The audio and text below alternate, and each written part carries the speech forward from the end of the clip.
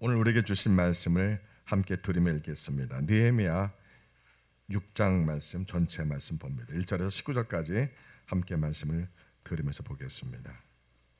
제 6장. 산발락과 도비아와 아라비아 사람 게셈과 그 나머지 우리의 원수들이 내가 성벽을 건축하여 허물어진 틈을 남기지 아니하였다 함을 들었는데, 그때는 내가 아직 성문에 문짝을 달지 못한 때였더라. 산발락과 게셈이 내게 사람을 보내어 이르기를, 오라, 우리가 오노 평지 한 촌에서 서로 만나자. 하니 실상은 나를 해하고자 함이었더라. 내가 곧 그들에게 사자들을 보내어 이르기를, 내가 이제 큰 역사를 하니 내려가지 못하겠노라.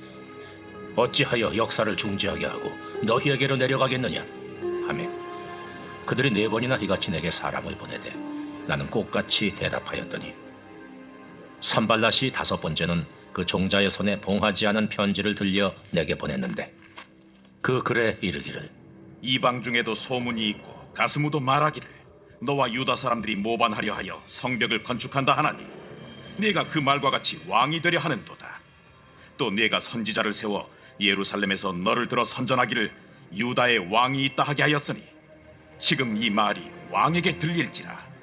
그런즉 너는 이제 오라, 함께 의논하자 하였기로 내가 사람을 보내어 그에게 이르기를, 내가 말한 바 이런 일은 없는 일이요 내 마음에서 지어낸 것이라 하였나니, 이는 그들이 다 우리를 두렵게 하고자 하여 말하기를 그들의 손이 피곤하여 역사를 중지하고 이루지 못하리라 함이라.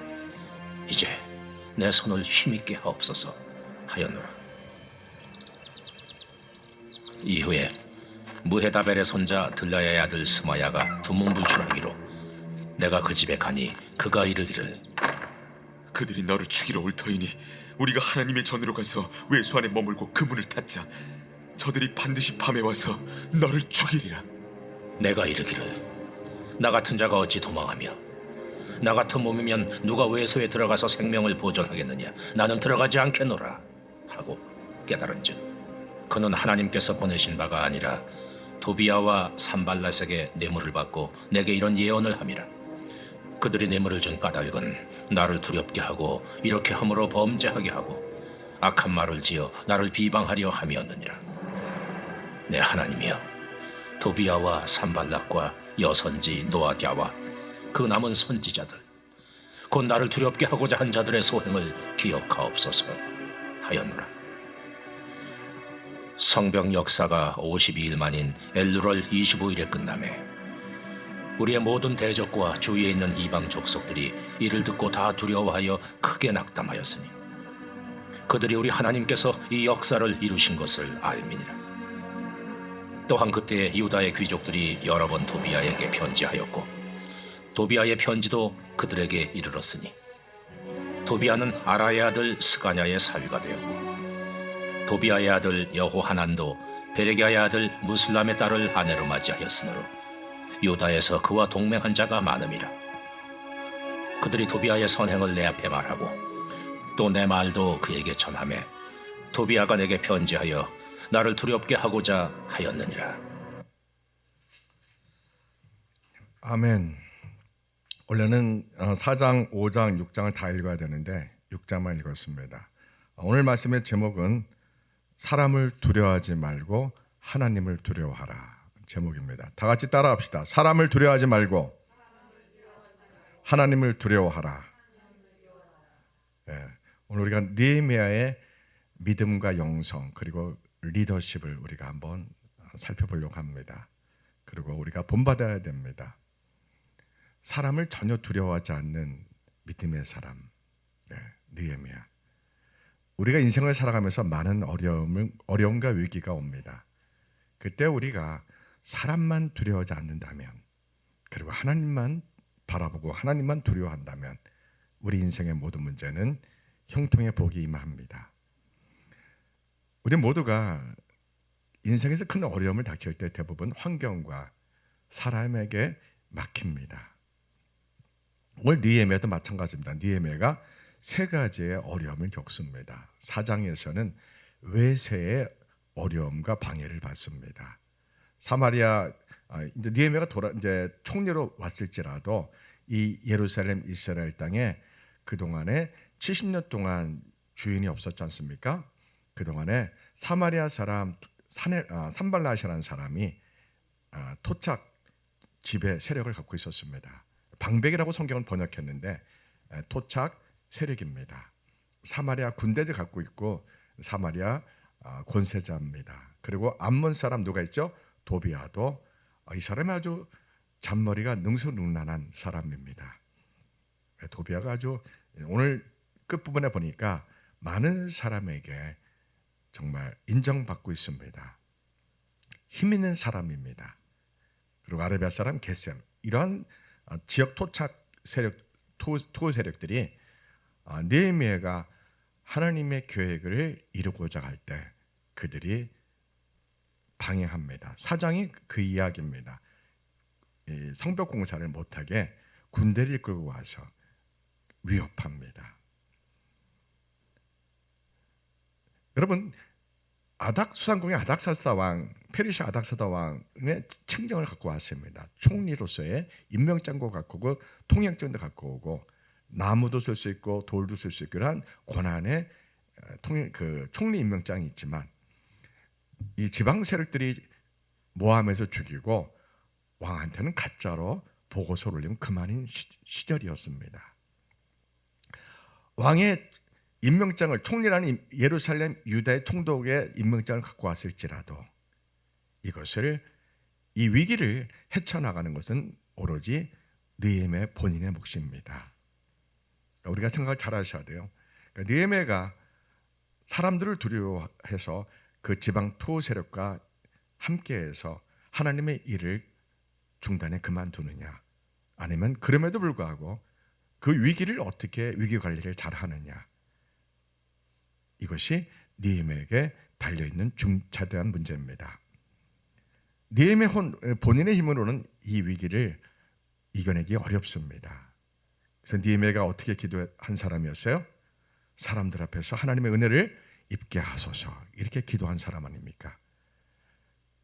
그가 금식 기도하면서 하나님의 계획을 잘 쓰임받고 싶은 사람이 되고 싶어서 막 기도하면서 내가 어떻게 하면 하나님께 기쁨을 드릴까? 내가 어떻게 하면 나의 조국 예루살렘 무너진 성과 불타버린 성문을 다시 회복할 수 있을까? 자신이 입신양달 이미 자신이 출세한 사람입니다. 세계 패권국의 페르시아의 아닥사스다 왕의 술 많은 관원이 됐다는 것은 유대인 가운데서 가장 출세한 사람입니다. 물론 다니엘이 있지만은 다니엘 이제 이후입니다. 다니엘은 죽었습니다. 그 이후 다니엘은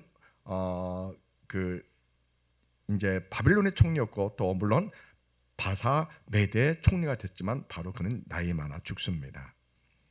그리고 이제 그 이후의 이야기입니다. 그리고 에스더 황후와 이제 비슷한 그러한 시기입니다. 아마 에스더 황후가 이 술 많은 관원을 느헤미야를 보낼 때 중요한 역할을 하지 않나 싶어요.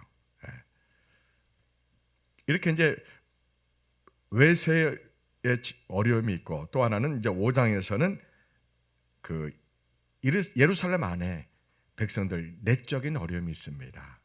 유대 지도자들이 가난한 백성들 자기 형제들이 먹고 살기 어려워서 돈을 많이 꿔갔어요. 또 소장농을 시킵니다. 예를 들어서 그러면은 높은 이자를 받았습니다. 예루살렘이 바빌론에 멸망하고 또 바빌론은 바사에 멸망하고 계속 식민지 치하로 살고 있는 겁니다. 언제부터 식민지로 살았어요? 이들이요. BC 586년도에 바빌론 멸망하고 지금 70년 동안 바빌론 노예 식민지 생활하다가 지금 페르시아의 식민지가 된 상태입니다. 물론 이들은 계속 식민지에 사는 겁니다. 앞으로요. 레지파 하스몬의 왕조 100년 빼고서는 이들은 나라가 없습니다. 계속 식민지로 삽니다. 그리고 AD 70년에는 로마의 티투 장군에 의해서 예루살렘이라는 이 이스라엘 나라 자체가 지구상에 사라집니다. 이스라엘이라고 말하지도 못하게 합니다. 팔레스티나로 말하게 합니다. 그 땅을요. 그로부터는 2000년 이상, 2000년 정도 이들은 나라 없이 이들은 전 세계 디아스포라로 흩어져 살았던 겁니다. 제가 금요일 날 말씀드린 게 참 의미심장한 거예요. 세상에 구약 성경에서 하나님 아버지께서 보내시겠다고 약속하신 메시아, 하나님의 아들, 독생자 하나님 아들이 이 땅에 오셨습니다. 선지자 예언을 따라서 베들레헴에서 오셨고 나사렛에서 성장하셨고 하나님의 아들로서 수많은 기적과 능력을 행하십니다. 죽은 자를 살리시고 바다와 폭풍을 잔잔케 하시고 오병의 기적을 베푸시는 신적인 능력을 사람들 앞에 보여주십니다. 예수님은 하나님이자 곧 사람입니다. 신성과 인성을 동시에 가지신 분입니다. 십자가에 고난받을 때는 연약한 인성으로 십자가의 고통과 아픔을 다 느끼시고 죽은 자를 살리고 바람과 파도를 잔잔케 할 때는 하나님의 능력으로 행하십니다. 수만 명을 물고기 2마리와 보리떡 5개로 5여 2의 기적을 베풀 때는 하나님의 능력으로 행하시는 겁니다. 이스라엘을 로마의 식민지로부터 해방시키는 건 사실 일도 아닙니다. 그런데 왜 하나님께서는 이스라엘 예수님이 오셨을 당시에도 왜 메시아가 이 땅에 직접 오셨는데도 사람의 몸으로 직접 오셨는데도 왜 이스라엘을 로마로부터 해방시키지 않고 그대로 식민지로 납두셨을까? 야, 이거 참 많은 걸 생각하게 합니다. 많은 걸 생각합니다. 정말 많은 걸 생각합니다. 그 중에 가장 대표적인 게 뭡니까? 하나님이 원하는 건 이 땅의 나라가 아니라는 겁니다. 하나님의 나라는 예수님을 통해서 이루어지는 하나님의 나라는 이 땅의 나라가 아닙니다. 하나님 보좌에 속한 하나님의 나라입니다. 이걸 잘 사람들이 모릅니다. 오늘날 우리 현실도 마찬가지입니다. 우리 대한민국 자유민주의 주권과 자유민주주의 대한민국 헌법과 법을 지켜야 됩니다. 그러나 대한민국 민주주의 운동을 일으키는 목사님들 보면은 민주주의 운동이 우상이 됩니다. 우리는 공산주의와 주사파 세력과 함께할 수 없습니다. 그들은 하나님을 인정하지 않고 그들은 유물론 사상입니다. 예수님을 대적합니다. 교회를 가장 싫어합니다. 공산주의자들과 주사파 사람들은요. 우리는 그들과 함께할 수 없습니다.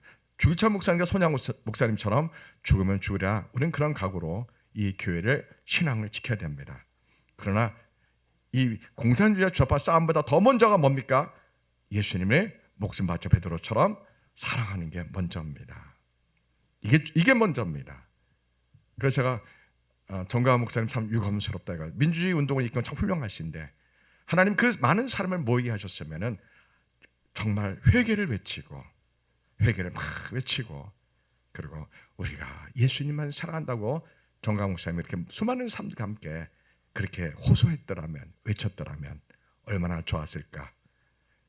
이것이 85년 거슬러 가면 무슨 일입니까? 1938년 9월 9일 날 모든 한국 교회가 모든 목사님들이 주기철 목사님을 본받아서 손양호 목사님을 본받아서 우리가 일본 신사 앞에 절하지 않겠다고 신사 참배하지 않겠다고 순교를 각오하고 죽으면 죽으라 그렇게 모든 목사님들이 한 마음으로 그렇게 나섰더라면 많은 분들이 순교했겠죠.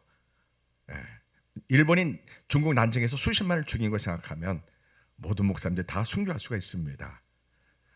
그러나 그 당시 우리 선배 목사님들 그렇게 하셨더라면 지금 우리 대한민국 땅은 제2의 예루살렘이 됐을 겁니다. 우리의 어려움은 어디에 출발했습니까? 목사님들이 한국교회 목사님들이 극소수를 제외하고 전부 다 신사참배를 했습니다. 그럼 그 죄의 대가가 후손들에게 흘러갑니다. 그대로 흘러갑니다. 그러면은 그래서 북한이 지금까지 75년 동안 주사파 공산주의 독재에 신음하는 거고 이 땅이 거짓과 불의가 이 땅이 끊임없이 공산주의와 싸우는 그런 안타까운 나라가 된 거고 6.25 때 3년 동안 전쟁이 일어나서 우리가 약 300만 명이 목숨을 잃었습니다. 그러나 하나님은 우리에게 긍휼과 자비를 베푸셔서 초란교회에서 우리 목사님들 200명이 모여서 신사참배를 막 회개했습니다.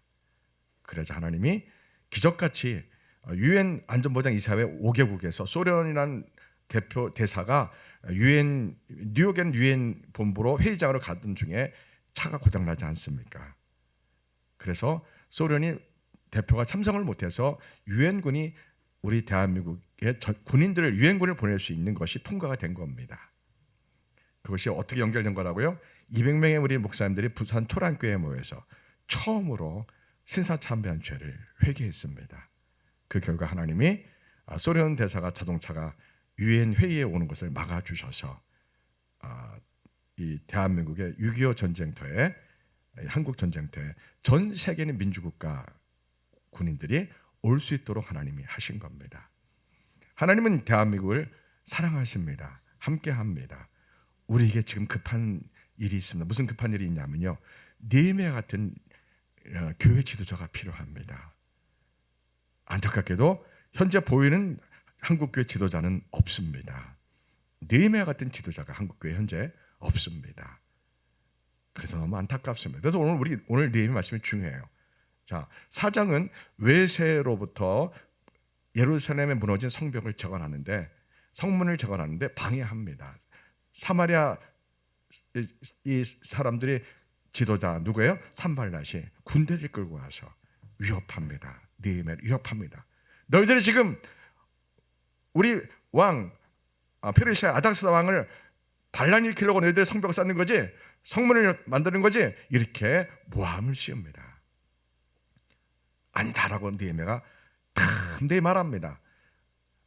느헤미야는 전쟁을 하면 집니다. 비록 아닥스 왕의 칙령을 갖고 총리로 왔지만 사마리아 군대와 싸우면 이길 수가 없습니다. 수적으로 여러 가지요. 그 위기 앞에서 느헤미야가 사람을 두려워하지 않습니다. 사마리아 군대를 두려워하지 않습니다. 곤모술수가 암몬 사람 도비아의 꾀를 그가 넘어가지 않습니다. 아리베 사람 게셈의 그러한 꾀도 넘어가지 않습니다. 어떤 사람이길래 그렇게 사람을 두려워하지 않는 사람이에요? 사람들 앞에서 하나님의 은혜를 입게 하소서 이렇게 기도했기 때문에, 그러한 믿음, 그러한 기도였기 때문에 사마리아 군대들을, 사람들을 두려워하지 않는 믿음이 된 겁니다. 누구만 의지하는 겁니까? 하나님만 의지하는 겁니다. 그리고서는 그가 페르시아 술만을 관원해서 예루살렘에 와서 하나님이 자기의 주신 꿈, 비전, 그것이 뭐예요? 무너진 성벽을 다시 완성하는 거다.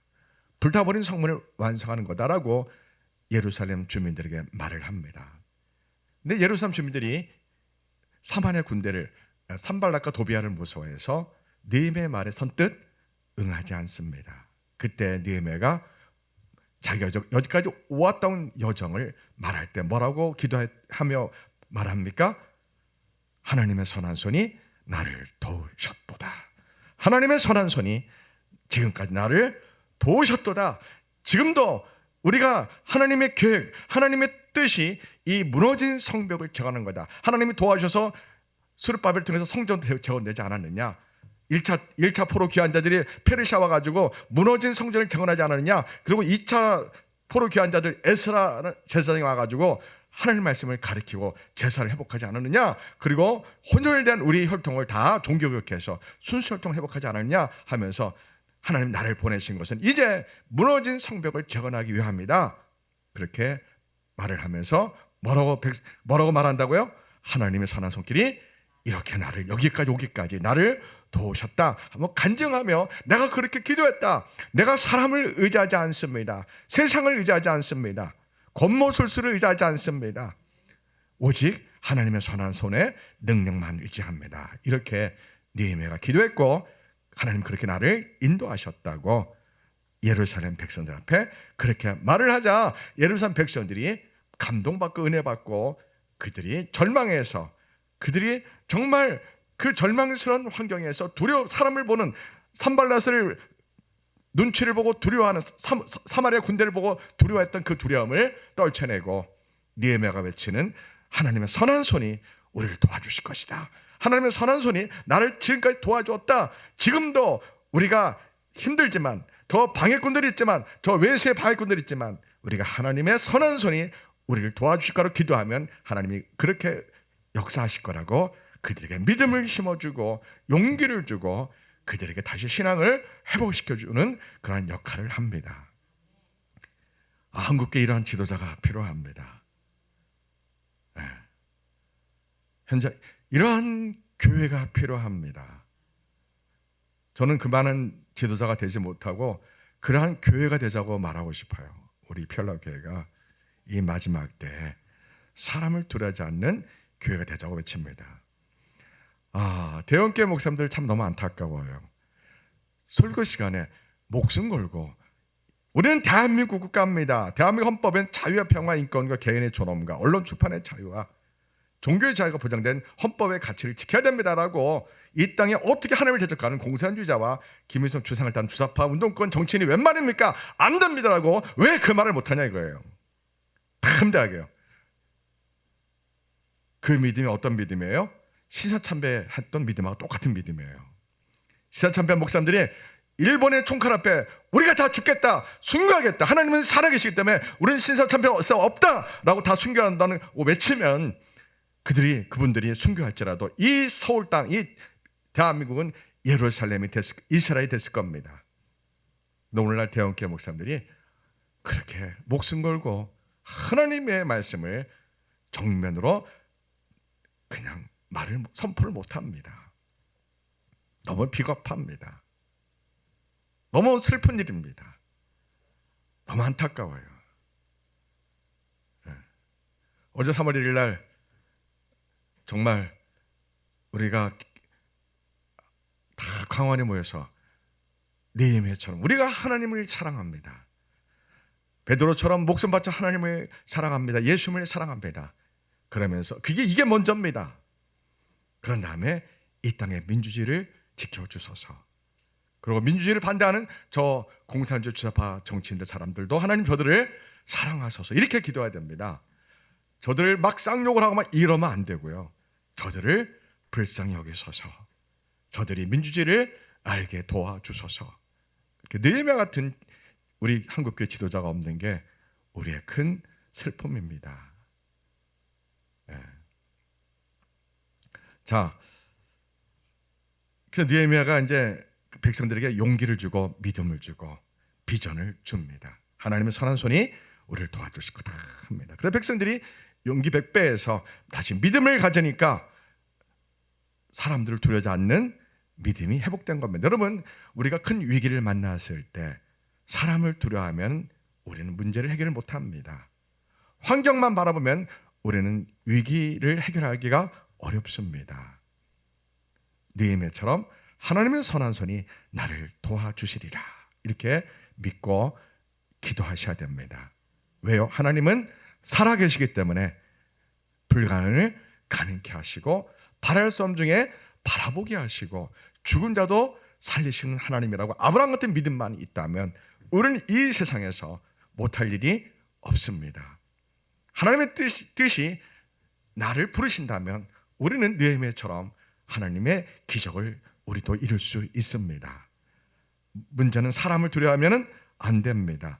또 사람을 미워해서도 안 됩니다. 원수도 미워해서는 안 됩니다.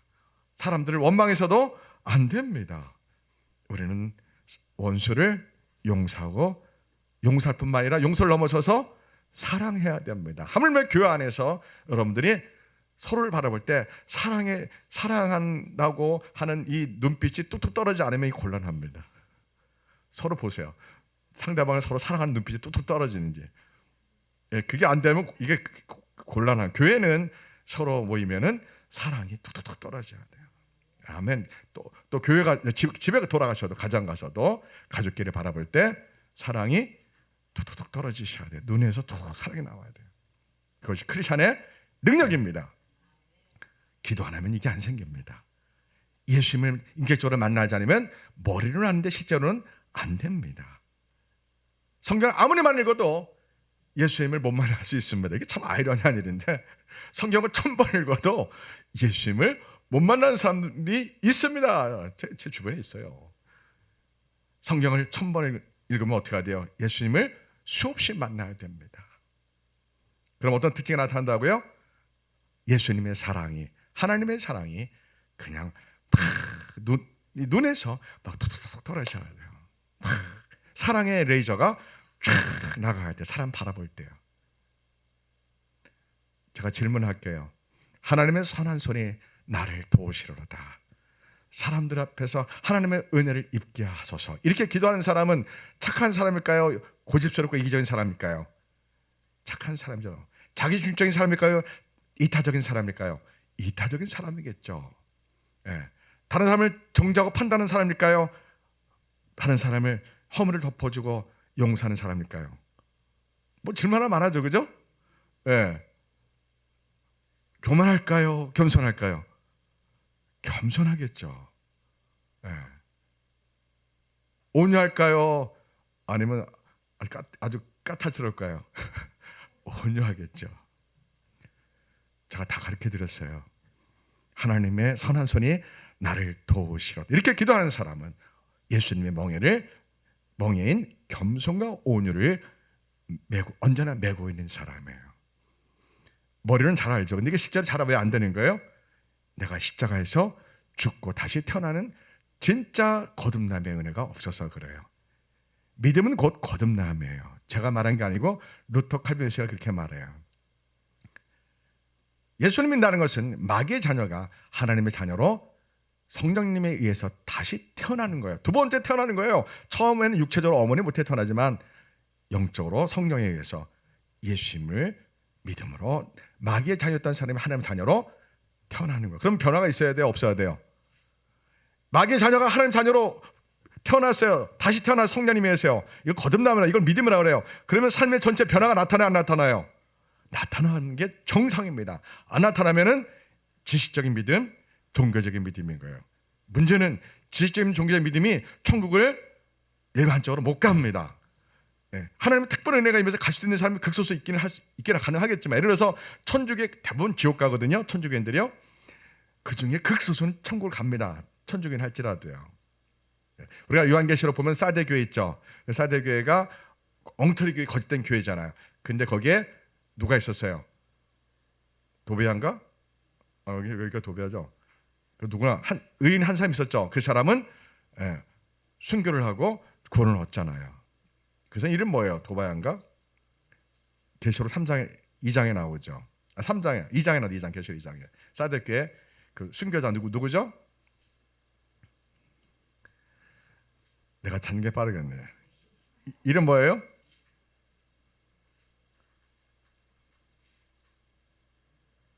누구예요? 사대교회.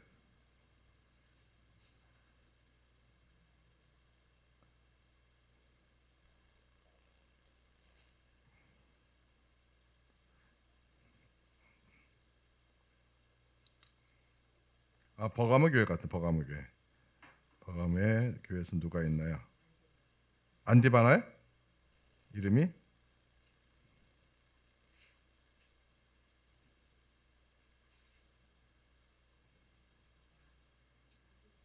이름이 뭐예요? 못 찾는데. 안디바. 예, 버가모, 내가 사대교회 아니라 버가모 교회였네요. 안디바. 이런 사람들은 가짜 교회에서 진짜 믿음을 지킨 사람이죠. 자, 그러니까 느헤미야는 믿음만 좋은 게 아니에요. 믿음이 좋으면 반드시 뭐가 같이 가야 돼요? 인격이 같이 가야 돼요. 하나님 성품이 같이 가야 돼요. 말하는 게 사랑이 넘쳐나야 돼요. 다른 사람의 허물을 송곳 찌르면은 그는 아직 거듭난 사람이 아닌 거예요. 흔들리면 안 돼요? 안 돼요. 바위같이 변함없는 믿음으로 하나님의 성품으로, 그러면서도 언제나 온유하고 겸손하면서 성령의 아홉 가지 열매를 맺어야 돼요. 이게 내 힘으로 돼야 안 돼요. 제자훈련을 돼야 안 돼요. 안 돼요. 흉내만 내요. 누가 나에게 오셔야 돼요? 성령님이 오셔야 돼요. 성령님은 언제 오실 수 있어요? 내가 회개할 때 오셔요. 언제 회개해요? 기도할 때요.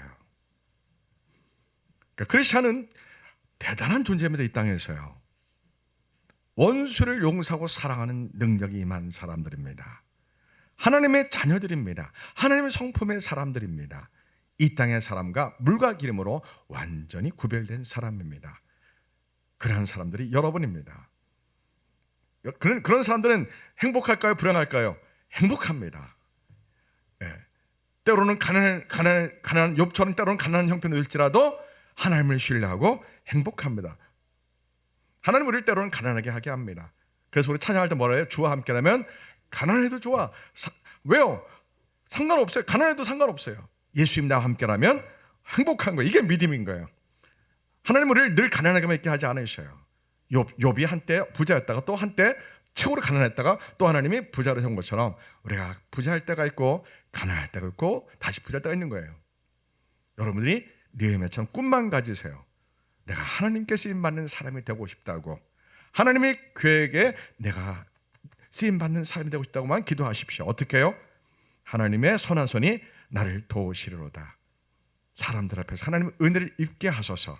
그래서 하나님의 영광을 위해서, 하나님의 나라를 위해서 쓰임받기 원합니다 하는 거예요.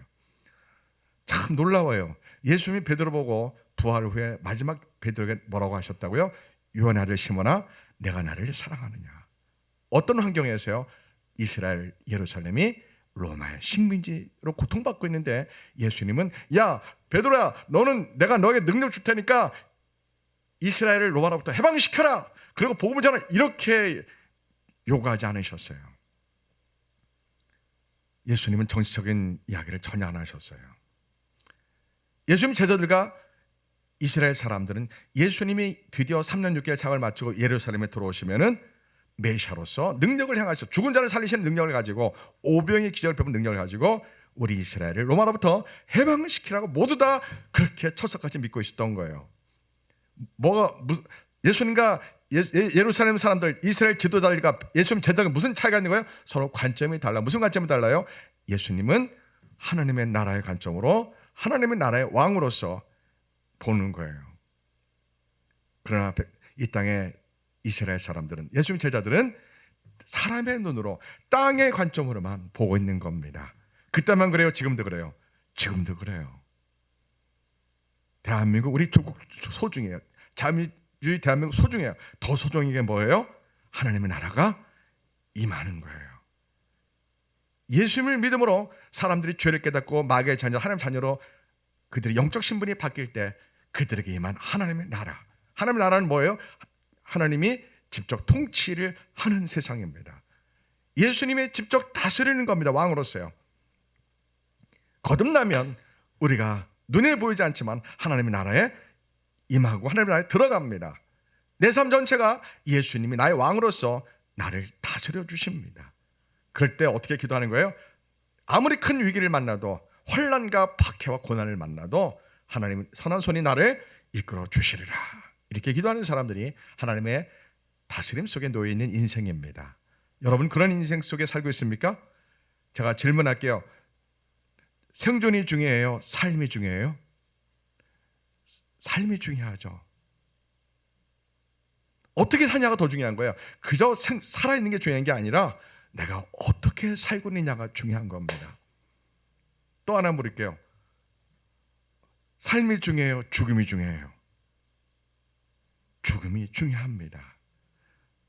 제가 존경하는 손양호 목사님이 그런 말을 했습니다. 예수님 믿고 이 땅에서 잘 살기 위해서 잘 먹으려고 믿는 게 아닙니다. 잘 죽으려고 믿는 겁니다. 하는 겁니다. 야, 이거 정말 진리입니다. 사람들이 자기가 언제 죽을지 안다면은 경건하게 살 겁니다. 죄를 짓지 않을 겁니다. 여러분 내일 죽는다 하면은 어떻게 하겠습니까? 회개하고 천국 갈 준비를 하지 않겠습니까? 근데 사람들은 스스로 속고 있습니다. 나는 영원히 사는 것처럼 살고 있습니다. 우리는 언제 죽을지 모릅니다. 자기가 언제 죽을지를 안다면은 사람들은 죄를 짓지 않고 인생을 방탕하지 않을 겁니다. 죽는 순간이 제일 중요합니다. 언제가요? 죽는 순간 성령 충만하게 천국으로 이사가는 게 제일 중요합니다. 아무리 땅에서 잘 먹고 잘 살고 돈 명예의 권력을 다 이룬들 죽을 때 지옥으로 떨어지는 그런 비참한 죽음이 있습니다. 목사는 임직 예배 드릴 때 가장 행복합니다. 가장 보람을 느낍니다. 마지막 체온을 있는 이마에 손을 얹고 이 영혼을 예수님 받아주세요. 이렇게 기도합니다. 예. 제가 작년 1월 1일 날, 작년 1월 1일이죠.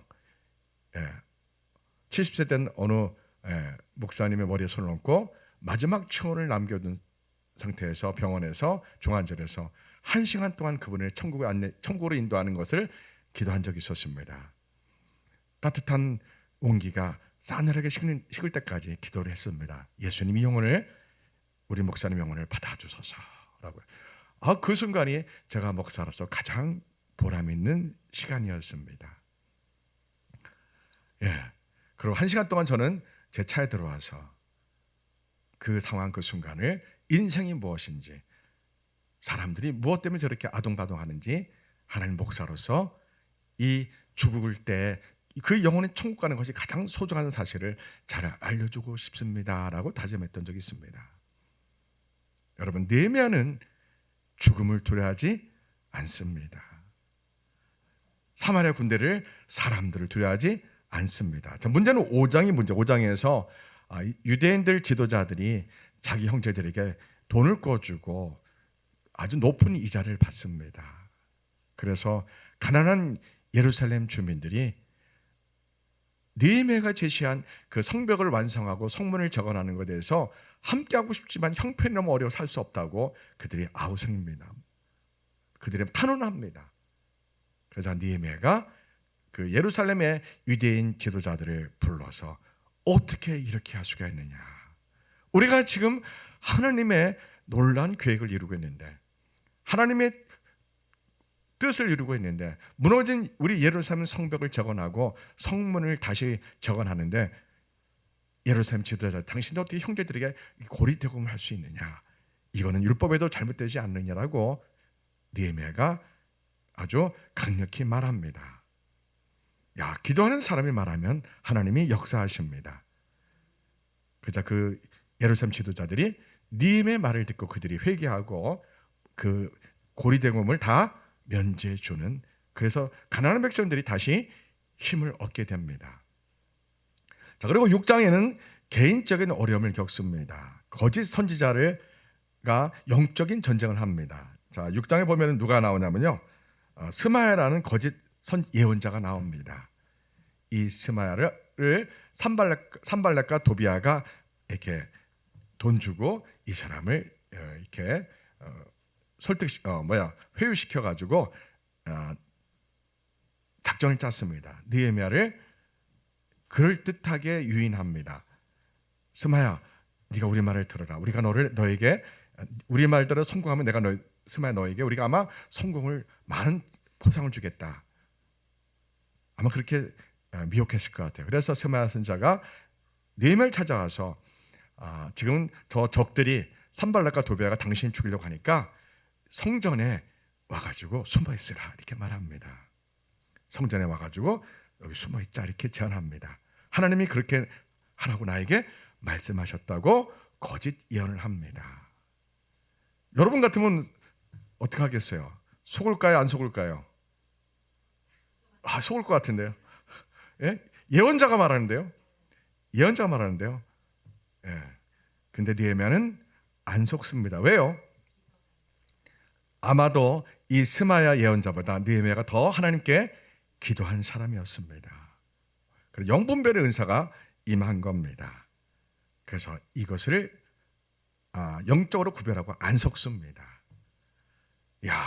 지금 놀랍습니다. 4장은 외세 위협입니다. 산발락과 도비아의 위협입니다. 군대를 끌고 와서 성전공사를 못하게 합니다. 5장은 내적인 어려움입니다.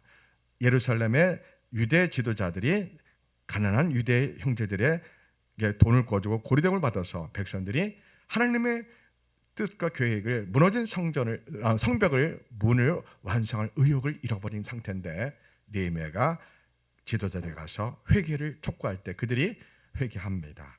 세 번째는 개인적인 어려움입니다. 영적인 어려움입니다.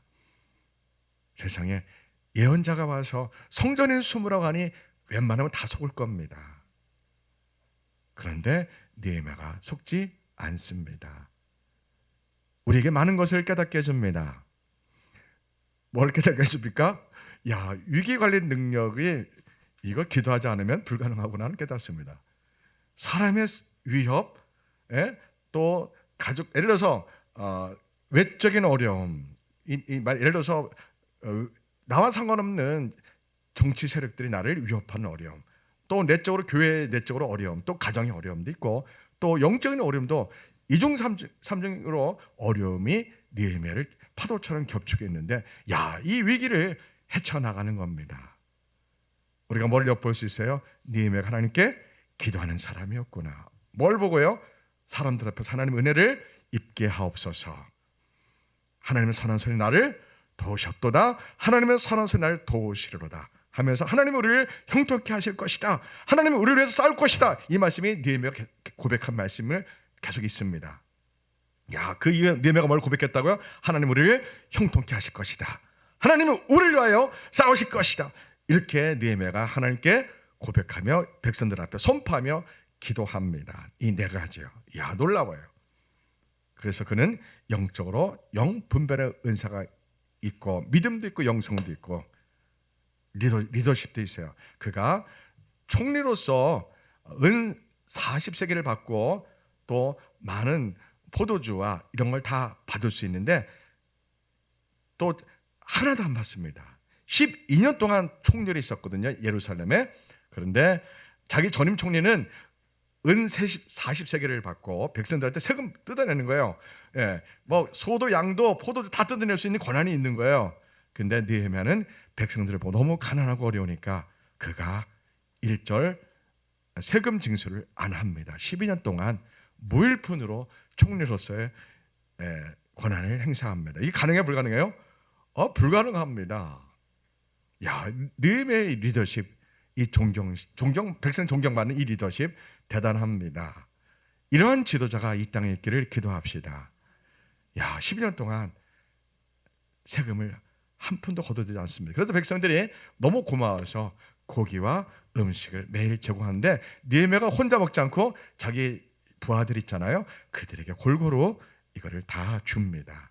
이것이 느헤미야의 리더십입니다. 어떤 리더십이에요? 섬김의 리더십, 낮아진 자의 리더십입니다.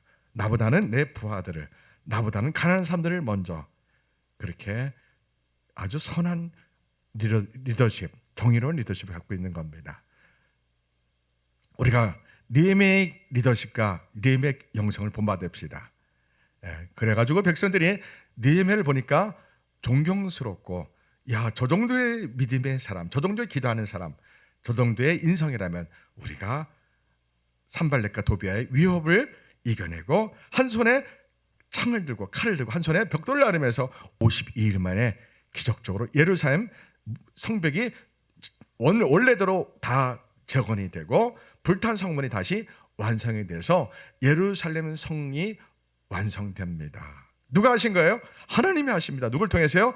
하나님을 전적으로 신뢰하는 사람, 기도하는 사람, 느헤미야를 통해서 합니다. 신약에서 느헤미야 같은 사람 누가 있습니까? 사도 바울요. 바울은 예수님의 복음을 전하기 위해서 두려워하지 않습니다. 바울이 1차, 2차, 3차 선교를 다 마쳤습니다. 선교를 다 마치고 예루살렘으로 이제 돌아갑니다. 선교 보고하러 돌아갑니다. 그때 기도하는 사람이 성령님께서 알려준다고 합니다. 바울이여, 당신이 예루살렘에 들어가면 큰 환난과 결박이 기다리고 있습니다. 당신은 예루살렘 들어가면 큰 고초와 어려움과 죽을 수도 있습니다 하고 예언자들이 이렇게 말합니다. 맞아요, 틀려요? 맞습니다. 맞는데 바울은 뭐라고 선포합니까? 바울은 사람을 두려워해요? 안 두려워합니다. 폭풍을 두려워해요? 안 두려워합니다. 돌에 맞아 죽는 거 두려워해요? 안 두려워합니다. 바울은 예수님의 복음을, 하나님의 은혜의 예수의 복음을 전하기 위해서는 자기의 생명조차도 조금 더 귀한 것을 여기지 않는 믿음의 사람이었습니다. 사람을 두려워하지 않습니다. 죽음도 두려워하지 않습니다. 알고 있다. 그러나 나는 하나님의 은혜의 이 예수님의 복음을 전하기 위해서 내 생명도 조금 더 귀한 것을 여기지 않고 환난과 결박이 나를 기다리고 있는 그 예루살렘으로 나는 가겠다 가가지고 고초 겪고 옥에 갇히고, 그리고 그가 로마로, 죄인의 몸으로 로마로 재판받으러 가게 되는 겁니다. 우리가 그런 바울의 믿음, 느헤미야의 믿음, 공통점이 있습니다. 뭡니까? 사람을 두려워하지 않습니다. 환경을 두려워하지 않습니다. 죽음도 두려워하지 않습니다. 느헤미야와 바울의 믿음은 그러한 특징이 있는 겁니다. 공통점이 있는 겁니다. 우리도 그렇게 됐으면 좋겠습니다. 하나님께 그렇게 기도합시다. 하나님 아버지, 우리가 바울처럼 느헤미야처럼 예수님 복음을 전하기 위해서, 다시 오실 예수님을 준비하기 위해서 우리가 어떤 환난도 고난도, 우리의 내적인 어려움도 영적인 어려움도 우리가 늘 기도하면서 우리가 이겨내고 싶습니다. 그러한 믿음을 주세요. 죽으면 죽으라는 주기철 목사님의, 손양원 목사님 믿음을 본받기 원합니다. 이렇게 합시다. 아멘. 주기철 목사님이 시사참배 반대해서 거절해서 6년 동안 평양 감옥에서 그 추운 겨울 고문받고 그렇게 하면서 6년 동안 고초당하시다 순교하셨고요. 손양원 목사님은 5년 동안 감옥에서 시사참배로 고통하시다가 해방돼서 석방됩니다. 예. 대단해요. 손장원 목사님이 이제 6.25 때 인민군이 애양원을 쳐들어왔을 때 목사님이 장로들과 배를 타고 피하잖아요. 그때 배 탔을 때 손장원 목사님이 다시 배에서 내립니다. 그때 뭐라고 하면서 배에 내려요? 나는 우리 저 애양원 성도를 내가 어떻게 버릴 수 있겠느냐? 목자가 어떻게 양을 버리냐면서 돌아갈 때 손장원 목사님 유명한 말을 합니다. 내가 이 세상에서 내가 피할 곳이 어디 있겠는가? 우리 주님의 품 외에는, 우리 주님의 피난처에는 나는 피할 곳이 없도다 하면서 그가 뻔히 죽을 줄 알면서 인민군이 에워싼 애양원으로 돌아갑니다. 무슨 믿음이에요? 사람을 두려워하지 않는 믿음, 죽음도 두려워하지 않는 믿음. 그 믿음으로 이 마지막 때 우리가 승리합시다. 아멘. 기도하겠습니다. 하나님 아버지, 우리가 느헤미야의 믿음을, 바울의 믿음을 본받기 원합니다. 주님, 기도하기 원합니다. 죽으면 죽으라는 주기철 목사님, 손양원 목사님의 믿음을 본받기 원합니다. 이종과 우리 성도들이 그러한 믿음을 본받기 위해서 밤낮 깨어 기도하게 하소서. 성령님 우리에게 오시옵소서. 사람을 두려워하지 않는, 죽음도 두려워하지 않는 믿음을 우리에게 주옵소서. 예수님 이름으로 기도합니다. 아멘.